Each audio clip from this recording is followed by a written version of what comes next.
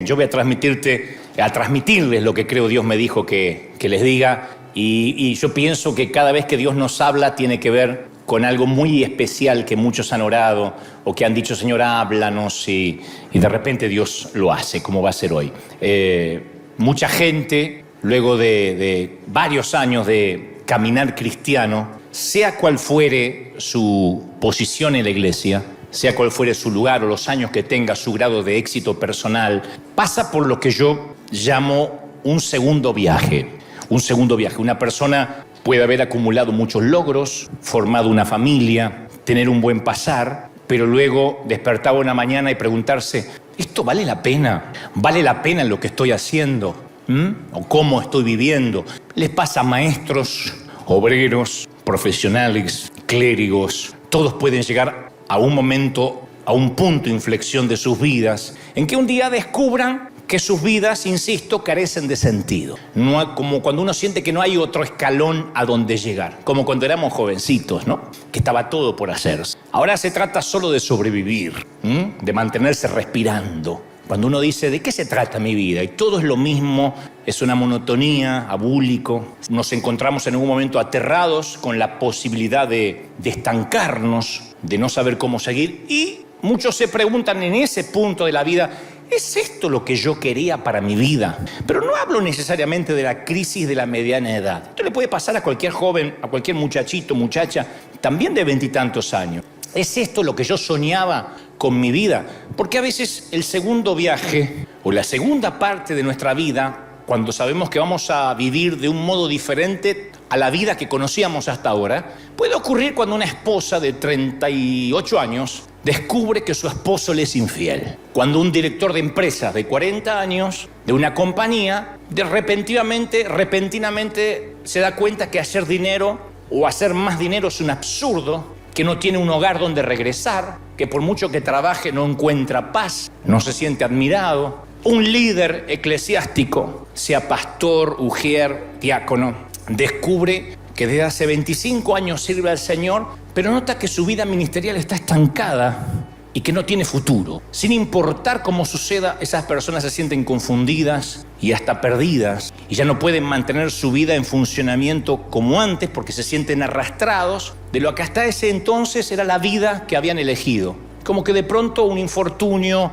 o simplemente un replanteo de la vida los hace salir de los márgenes o de los patrones dentro de los cuales estaba viviendo. Ese, señores, es lo que yo llamo el segundo viaje de la vida. Porque el primer viaje es la primera vez que tomamos conciencia que nuestras decisiones van a tener un efecto colateral. Es la primera vez que decimos, wow, lo que yo voy a hacer me va a durar gran parte de mi vida. Por ejemplo, cuando decidimos a qué colegio iremos, a qué universidad vamos a aplicar, qué carrera vamos a seguir, con quién nos vamos a casar.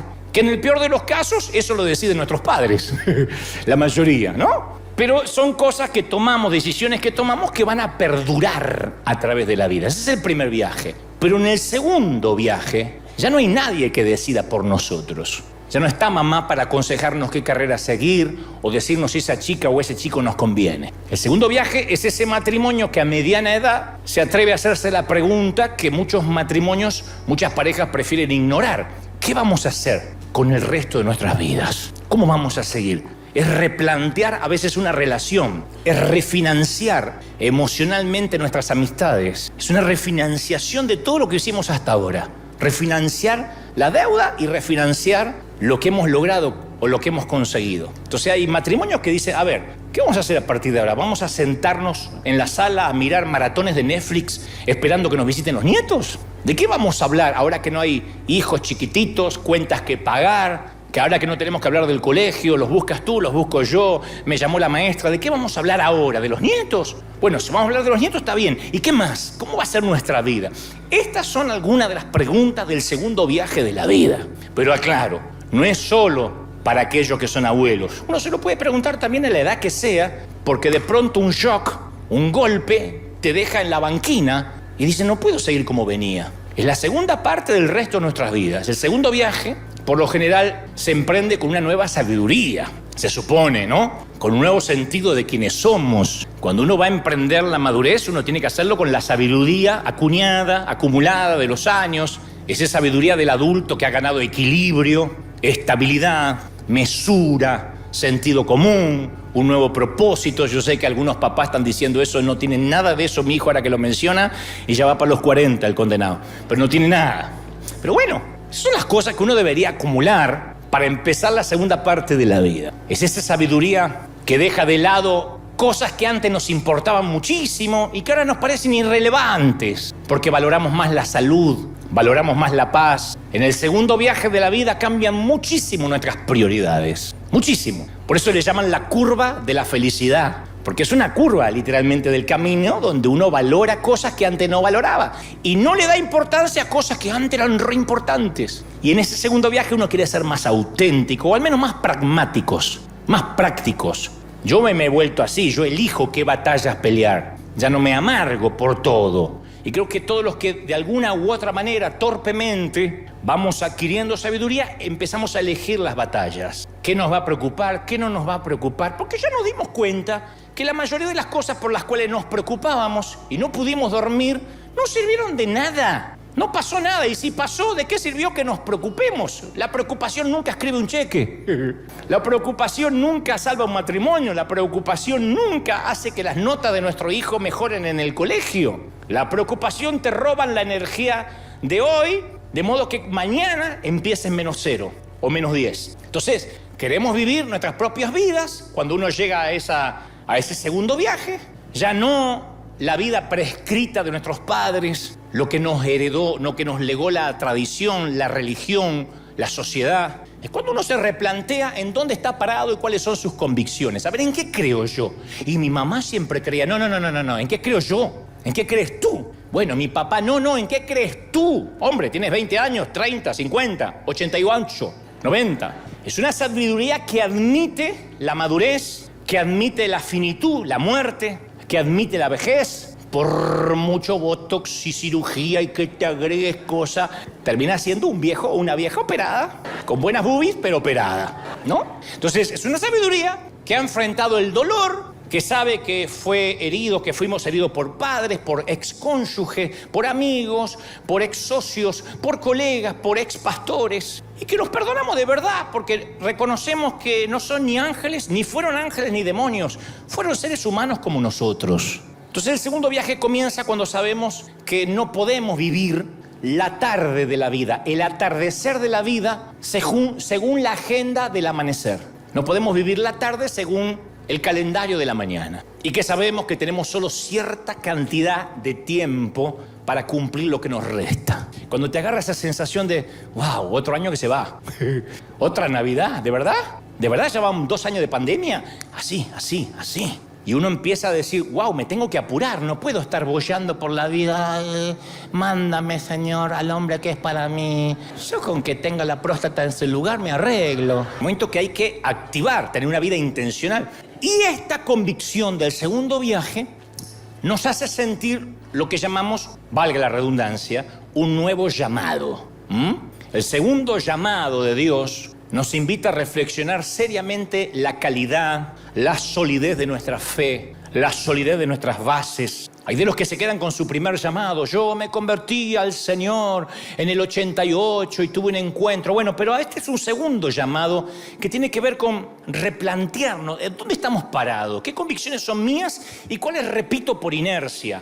¿Qué estoy haciendo que dije que nunca iba a hacer, que hacían mis padres y que ahora estoy repitiendo el patrón? El segundo llamado nos pregunta, ¿realmente estamos enamorados de Dios y creemos que Dios está enamorado locamente de nosotros? Yo creo que esta pregunta está en el corazón de nuestra capacidad de madurar y nuestra capacidad de crecer espiritualmente. Porque si en nuestros corazones, por mucho que hayamos sido llamados por Dios hace 20 años, si en nuestros corazones todavía seguimos perseguidos por la mentira de que para que Dios nos ame tenemos que hacer algo más para Él, estamos rechazando el mensaje de la cruz. Por mucho que hayas servido al Señor 30 años, si todavía dudas del amor del Señor, necesitas un segundo llamado, un segundo encuentro con el Señor, con tus convicciones, con nuestras convicciones. Dicho esto, yo quiero contarte cómo recibí mi segundo llamado. Tuve uno hace muchos años, cuando era un muchachito, un chamaquito, pero este es el segundo llamado. En primer lugar, cuando yo recibí ese segundo llamado, tuve que comprender cuánto me amaba el Señor. Lo hablé muchas veces desde aquí. Aunque predico de los 19 años, por muchos años yo no creía, no estaba convencido que Dios me amaba. Cuando Jesús me extendió una invitación a aceptar su amor, en este segundo llamado, cuando me dijo, Dante, yo necesito que estés convencido que te amo, mi primera respuesta, reflejo, fue, sí, Señor, yo ya sé, ya conozco ese viejo sombrero, ya me lo puse, esa revelación ya me la sé, dime algo que no me la sé, que no me sé. Y el Señor me respondió, no, tú no sabes cuánto te amo. Cuando crees que entiendes, entonces no estás entendiendo, cabezón. Le hablas a otros de mí, que soy un Dios de amor, pero en tu corazón legalista y fariseo, ahí ya no me gustó cómo me empezó a hablar el Señor. En tu corazón legalista y fariseo no lo crees. La próxima vez que te pongas a predicar de mi amor, con esa ridícula familiaridad, sí, Dios te ama, yo te voy a exponer como aficionado que eres. Cuando intentes convencer a otros que entienden lo que estás hablando, cuando no lo estás entendiendo, te voy a hacer cerrar la jeta. Si no entiendes lo que realmente siento por ti, no lo hables de la boca para afuera. Claro, porque cuando uno da el amor de Dios por sentado, porque tiene hace muchos años caminando con Él, le quitamos la oportunidad asombrosa a Dios de amarnos y la fe comienza a encogerse. Cuando uno cree que está tan avanzado espiritualmente, que el amor de Dios ya es su sombrero viejo, es algo, sí, el amor de Dios, de tal manera amó Dios al mundo, ya me la sé. Cuando eso pasa, el Padre está ausente, Jesús se ha domesticado, el Espíritu Santo está encerrado y el fuego de Pentecostés se ha apagado. Estamos muertos, porque damos por sentado el amor de Dios, como un hijo que da por sentado que come de gratis, que tiene casa, que tiene cama. Hay un momento que el papá le dice, hijo, ¿te estás dando cuenta, no? Está bien, no tienes que pagar por esto, pero me gustaría un gracia de tanto en tanto, que estés consciente, como las imágenes que mirábamos recién, que hay chiquitos que no tienen para comer, que comer 2 veces al día es un lujo. En el término espirituales es lo mismo. Cuando las escrituras, cuando la oración, cuando la adoración o cuando el servir a Dios, el ministerio, se vuelve rutina, entonces todo está muerto. Tenemos nombre de que vivimos, pero estamos pútridos por dentro. Lo sagrado se volvió común. La liturgia le ganó al amor. Hay un fascinante pasaje en el capítulo 8 del Evangelio de Juan, donde recuerda la historia donde atrapan a la mujer sorprendida en adulterio. Recuerda que la multitud la arrastró hasta el medio de una plaza, de un sitio público. Le dicen, Señor, ¿qué tenemos que hacer? Y Jesús responde, bien, el que esté libre de pecado que arroje la primera piedra. Y uno por uno, que no podían obviamente arrojar una piedra, se fueron yendo. Entonces Jesús le dice a la mujer, ¿no hay nadie aquí que te condene? Ni yo te condeno. Ella dice, no, nadie, Señor. Bueno, ni yo te condeno. Vete y no vuelvas a pecar. Ahora quiero que veas esta imagen que se nos escapa. Jesús nunca le preguntó a ella si está arrepentida y apenada. No le dice, ¿estás arrepentida? ¿O te parece bien lo que le hiciste a tu marido? ¿A vos te parece lindo andar revolcándose por ahí? No le dijo nada. No está condonando su pecado, pero no le exige el firme propósito que arregle sus cosas antes de dejarla ir. Si uno lo lee, dirá, bueno, pero el Señor parece que no se preocupa si quizá ella, antes del atardecer, va a correr en brazos de su amante otra vez. Pero Jesús, no obstante, le da la absolución antes de que la mujer se lo pida. Igual que como hizo con Pedro. Antes de que Pedro le pida perdón, él le pregunta, ¿me amas? O sea que la naturaleza del amor de Dios por nosotros es apasionada, es así de escandalosa. Ahora, si nosotros estuviésemos en la posición de esta mujer, o de Jesús, o de los que están ahí por apedrear, nos comportaríamos de manera diferente. El hijo pródigo, por ejemplo, habría terminado su discurso y nosotros le hubiésemos dicho, bueno, mijo, bueno, déjemelo pensar un par de semanas, mijo. Porque no es cuestión de dilapidar la herencia, venir como sin nada con el pechito inflado como un argentino agrandado. Acá no es así. Vaya y luego le voy a informar por WhatsApp o le mando un email si puede volver a la granja. Y se me viste bien, que así no me venga todo rotoso, ni roñoso, ni con olor a puerco. Pero desde ya le aclaro, me va a mostrar fruto. Fruto de arrepentimiento, porque usted se me vuelve a ir con la herencia y yo le corto lo que tiene de hombre. No le dijo eso el padre. A usted dice, ¿está mal que el padre le hubiese dicho esto? ¿Está mal que uno le hable así a un hijo después de todo lo que hizo? No. Sin embargo, el padre del hijo pródigo no lo hace. Y el padre tipificaba a Dios o el amor de Jesús. Yo no creo que nadie aquí apedrearía a la mujer sorprendida en adulterio. Creo, los del otro servicio sí, pero ustedes no. Pero nos aseguraríamos que presentara un acto de arrepentimiento. Nos aseguraríamos mínimo una promesa de cambiar de vida. Bueno, muchacha, porque si yo te dejo ir sin que pidas perdón, ¿no será que volverás a cometer adulterio otra vez? Pero Dios ama y confía en la gente que nosotros no confiamos. Por ejemplo, en nosotros. ¿Saben cuál es la historia de mi ministerio? Es la historia de un hombre infiel, lleno de errores, un hombre que le es infiel a Dios en muchas ocasiones, a través del cual Dios continúa su obra. Y eso a mí me da consuelo. No solo consuelo, sino también libertad. Porque quienes estuvimos por años atrapados en la opresión de pensar que solo Dios puede usar gente muy pura y muy santa, nos da un alivio. Y el Señor ahora nos vuelve a llamar por segunda vez. El segundo llamado es el llamado que el Señor le hace a Pedro cuando le prepara un desayuno allí en la costa. Ya lo había llamado una vez, ven y te haré pescador de hombres. Ahora le hace un segundo llamado, afirmándolo, alentándolo, desafiándolo, diciendo, cuida mis ovejas, diciendo, yo no tomo en cuenta que me fallaste. Débiles y pecadores, como santos, buscamos justificar a veces intelectualmente nuestra conducta. Decimos, no, es que yo no quise fallar, es que yo le prometí. Pero por segunda vez viene el Señor y con el inconfundible lenguaje del amor nos dice, yo estoy contigo, yo estoy en ti, no perdí el interés en tu vida, yo sé que vas a fracasar, pero mi amor no cambia. Alguien tiene que decirme amén y alguien tiene que escuchar esto en su hogar. Yo no dejo de amarte, dice el Señor. Y sé que vas a fallar, cabezona, pero no dejo de amarte. Así que el primer lugar, lo que yo sentí en el segundo llamado es, Dante, yo necesito que tengas una revelación de cuánto te amo. De otro modo, vas a arrastrar esos traumas de la infancia a tu ministerio. Lo vas a transmitir a través del mensaje. Sin darte cuenta vas a transmitir esa inseguridad, esa desidia por el amor. Y yo necesito que te sientas amado. Y a partir de ahí me sentí amado. A partir de ahí me paré, pechito de paloma así. Yo ya camino como argentino. ¿Vieron que el argentino sale así a cualquier lado y dice, miren, planeta Tierra, lo que se están perdiendo? Oh, es muy difícil que un argentino vaya así, ¿no? El argentino siempre entra así y dice, sí, ¿cómo están? ¿Qué tal? Yo en los aeropuertos, en cualquier lado digo, ese es argentino, pero por la manera de caminar. Siempre viene el pecho primero, así como hacía Maradona, y atrás viene él, pero primero va el pecho abriendo camino. Y cuando el Señor me dice que yo me sentía amado, se me pusieron los hombros así, firmes. Me sentí amado, querido, seguro.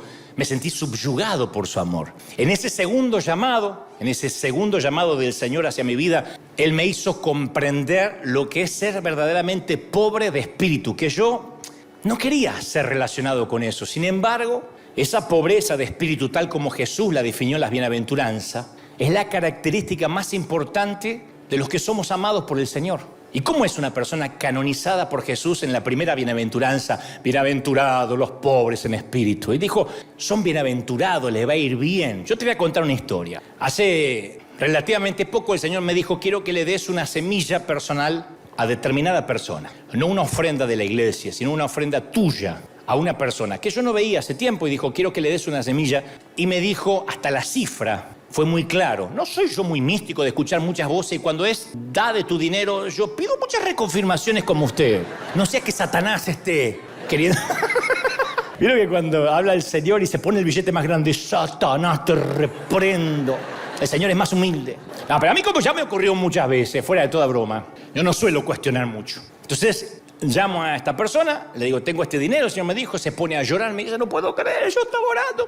¿Sabe lo que hizo el hombre que recibió el dinero? Me escribió una docena de mensajes de texto por semana, rebosando gratitud, describían con detalle qué iba a hacer con el dinero. ¿Vieron eso? Al principio dije, qué lindo, después otro mensaje, dije, ya estaba, pero estaba tan agradecido, y que no puedo creerlo, y que estamos agradecidos, que mi familia, y te paso con mi hija que también está agradecida. ¡Ay, gracias! Toda la familia, la abuela, todo el mundo. Y esto me recordó de una manera maravillosa cómo es una persona que no espera nada, pero que recibe un regalo. Primero siente y después expresa una gratitud genuina.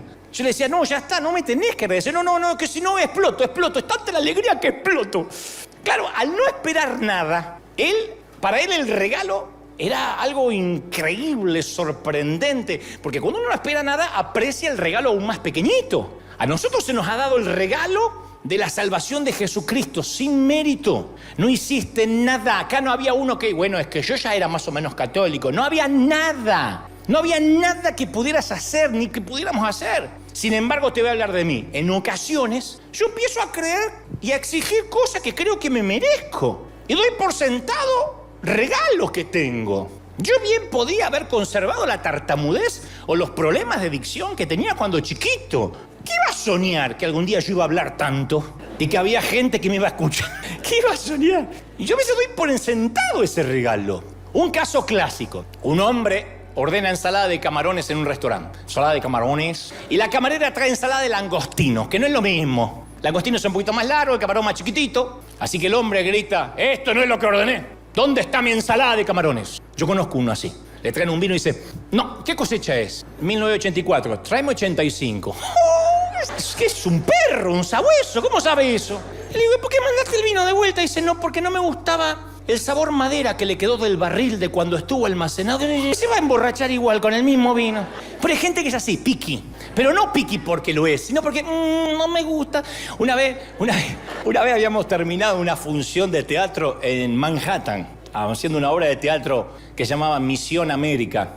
Éramos todo un elenco que viajábamos y fuimos a cenar a Manhattan, un lugar que estaba abierto, todos con un sueño, nos queríamos todos ir a dormir y yo soy muy pragmático, ahora más, pero en ese entonces también lo empezaba a hacer. Así que miré toda la mesa, el camarero dijo, no puede ser que estos entren a la 1 de la madrugada a ordenar. Dije, no se preocupe, ¿todos comen hamburguesa? Hamburguesa para todos. Ajá, dijo el camarero.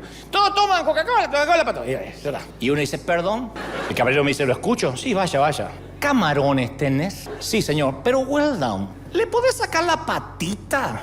Porque a veces cuando se me meten los dientes y ya cuando estaba así y el camarero me miraba como diciendo, salvame, por favor. Le digo, escúchame, en tu vida sabés lo que es un camarón en tu país y te venía a hacer camarón y de 1 de la mañana camarón. Come hamburguesa porque no vas a comer nada. Pero hay gente que va por la vida así, que va por la vida como que la vida le debe su ensalada de camarones. Hay gente que va con esa cara, la vida me debe una ensalada de camarones. ¿Viste? Ahí hay una que la vida le debe ensalada de camarones.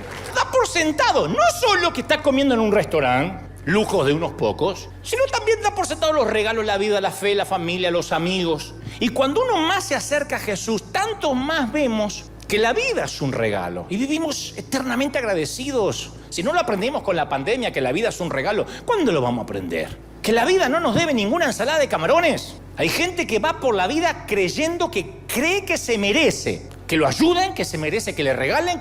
Yo conozco, a mí me ha tocado a otra gente, que le da una semilla y dice, y te sigue hablando, ni gracias te dice. Y también Dios me ha probado dándole a esa gente. Yo le digo, Señor, ¿por qué me mandaste a darle a este desgraciado que no me dijo ni gracias? Y Dios me dice, porque no tiene que ver con él, tiene que ver contigo. Estoy probando tu obediencia. Pero hace poco yo le decía a alguien, ¿cómo puede ser que haya personas que no necesiten dar gracias? Porque ya no es un tema espiritual. Esa fue mi educación primaria en el hogar, en la escuela. ¿Qué nos decían nuestras madres? A ver, los de mi generación. ¿Qué se dice? Mi tía trae unas tortas espantosas de zanahoria. Y mi mamá decía, ¿qué se dice? Que habría que encerrar a la tía para que no cocine más. ¿Qué se dice? Gracias, tía, tenías que agradecer. Ahora, esa gente no empezó, la gente que no sabe agradecer no empezó su segundo viaje en la vida. Y dudo que algún día agradezca siquiera por su salvación. Yo pienso que va por la vida creyendo que la salvación era su derecho. Pero cuando uno reconoce su pobreza de espíritu, que no es lo mismo que la miserabilidad. La pobreza de espíritu está dentro de las bienaventuranzas del Señor. Cuando uno reconoce su pobreza de espíritu, que le falta más a ese espíritu para enriquecerse, agradece hasta en una charla, después de una plática. Yo conozco gente que al final de cualquier charla dice, ¿sabes qué? Me enriqueció hablar contigo. Me llevé muchas perlas de esta charla que tuvimos de café. Esto no es falsa modestia, ni humildad fingida. Es que a veces nuestra vida es enriquecida con gracia, según con quien hablamos. Y escucha con atención, porque sabe que tiene mucho que aprender de los demás. Escucha con esmero, va por la vida aprendiendo, porque su pobreza espiritual, lo que sabe que todavía le falta, le permite entrar al mundo de otro. Aun cuando no puede identificarse con ese mundo, se mete en el mundo del otro, trata de, con empatía, ver su sufrimiento.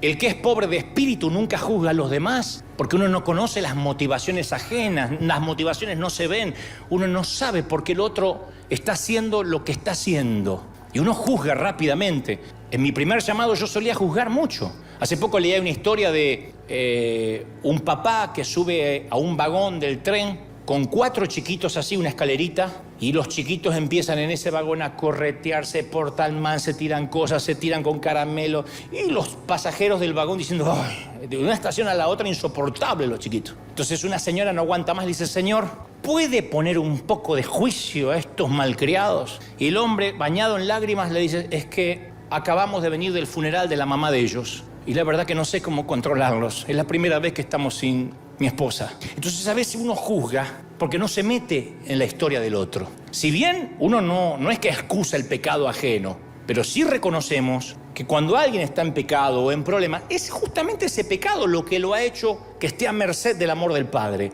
Es porque está pecador, es que tiene más posibilidades de acercarse al Señor. Eso lo entendí en mi segundo llamado. Antes era muy juzgador. Así que entendí que tengo que comprender a la gente como el Señor las comprendía. Una nueva compasión. En tercer lugar, el segundo llamado me enseñó que para este nuevo viaje es determinante la sinceridad. No hay peor cosa que morir, llegar a viejo sin haber sido sincero. Y es una mercadería muy valiosa, la sinceridad, No abunda en el mundo y abunda muy poco en las iglesias. Porque tú puedes ser adicto al tequila, o adicto a la aprobación, o a ser agradable, o a que te quieran, o a la cocaína, o adicto al tener razón, o adicto al juego, o al sexo, al fútbol, o adicto a los chismes. Capaz que mi adicción a la comida, al rendimiento, al dinero, a la popularidad, al poder, a la venganza, a la lectura, a la televisión, al tabaco o al peso. Cuando uno le da prioridad a algo, más importancia a algo, más que a Dios, estamos cometiendo idolatría. Por eso la sinceridad implica disposición a aceptar quiénes somos. Sí, yo estoy adicto a esto. Señor, ayúdame, porque a mí me quitan la Biblia, me doy cuenta a los 3 meses. Me quitan el celular, me doy cuenta al minuto. Recuerda a la pecadora de la aldea que había besado los pies de Jesús. Ese acto requería libertad. Despreciada como prostituta, ella había aceptado quién era, así que no tenía nada que perder. Amaba mucho porque se le había perdonado mucho. El ladrón de la cruz, el que pide misericordia, él sabía que estaba recibiendo una condena justa por sus crímenes. No tenía nada que perder, tampoco nada de lo cual enorgullecerse. Entonces él es sincero y dice, Señor, acuérdate de mí. No dice, Señor, yo pagaba los diezmos. El buen samaritano, el modelo de compasión cristiana, despreciado como pagano, era tan impuro, a diferencia del levita y el sacerdote que pasaron de largo, que él no tenía nada que perder. Por eso se involucró con el que parecía que estaba ahí muerto. Ser sincero con uno mismo, mis queridos, nos atrae hacia Dios como ninguna otra cosa. Ser sincero, lo venimos hablando cada domingo. Yo a veces le digo, Señor, yo ya hablé de esto, y el Señor me dice, dile a mis hijos que necesito autenticidad, sinceridad. Porque la tentación a veces es presentarse como una persona buena, preservando la cáscara exterior. Marcos 12:38 dice, guardaos de los escribas, que gustan de andar con largas ropas, aman saludar en las plazas, devoran las casas de las viudas y por pretexto hacen largas oraciones. Jesús sabía que la oración falsificada se puede identificar por el narcisismo espiritual, por la hipocresía, por la palabrería. Él decía, hay gente que ora y son oraciones hipócritas. Sin embargo, Santiago dice, confesaos las ofensas, los pecados unos a otros. Santiago 5:16. Y muchas veces la iglesia, no se produce en la iglesia la hermandad, la camaradería que debería producirse, porque no nos unimos como pecadores. Nos queremos unir como santos y buscamos gente que es tan hipócrita como nosotros. Entonces no nos unimos como pecadores. Y si uno es pecador, lo trata de esconder de sí mismo y de los demás. Y uno no se atreve a decir, ayúdenme, estoy tentado sexualmente. Ayúdenme porque un día de esto voy a ahogar a mi marido con la almohada. Ya anoche cuando roncaba 4 veces tuve que ponerle, total dije, no le van a hacer la autopsia, oren por mí. Mirá como muchos maridos miraron a la mujer diciendo, ¿vos hiciste eso anoche? Entre tanto COVID, un muerto más. Entonces muchos cristianos se horrorizan cuando descubren a un pecador real entre los rectos. Así que nos quedamos solos, viviendo con nuestro pecado, viviendo en la mentira, en la hipocresía. Pero todos somos pecadores. Camino a la santidad, camino a crecer, camino a ser conforme a la estatura de la plenitud de Cristo. Pero si fingimos que somos santos, también estamos fingiendo que fuimos perdonados. Y como resultado, nuestra vida espiritual muestra un arrepentimiento falso, una felicidad de utilería. Si yo miento que soy santo, también miento que fui perdonado. Entonces, en ese segundo llamado, Dios me mostró que tengo que ser sincero. Y me dicen, pastores amigos, no confieses tus problemas, tus cosas desde el estrado, porque te vas a hacer perder autoridad. Le digo, tu abuela, la autoridad o el testimonio, no hace falta que los cuiden, se ganan. En cuarto lugar, mi segundo llamado me obligó a descubrir el fariseo que habita en mi interior. Y yo quiero que mires a alguien y le diga, dentro tuyo también hay uno. Dentro tuyo también hay una, muchacha. ¿Qué pasó? Las palabras de Jesús, lo que pido de ustedes es misericordia y no sacrificios, es para los religiosos de todos los tiempos. Y eso nos incluye. Usted dice, ¿cómo el fariseo interior? Sí, tenemos uno acá chiquitito, ¿no? Que cree que guardar la doctrina va a hacer que Dios nos ame más. La aceptación divina es secundaria. Todo está condicionado por cómo me comporto. Y para Jesús es diametralmente opuesto. Ser aceptado y amado por Dios viene primero y después nos motiva, por amor, a no pecar. ¿Me están siguiendo, sí o no? Porque uno está diciendo, entonces, ¿puedo pecar? No. Cuando te enamoras no te dan ganas de pecar. Primera de Juan 4:19 dice, nosotros amamos a Dios porque Él nos amó primero. Escucha, Dios te amó primero. Dios te amó primero. No amaste primero a Dios.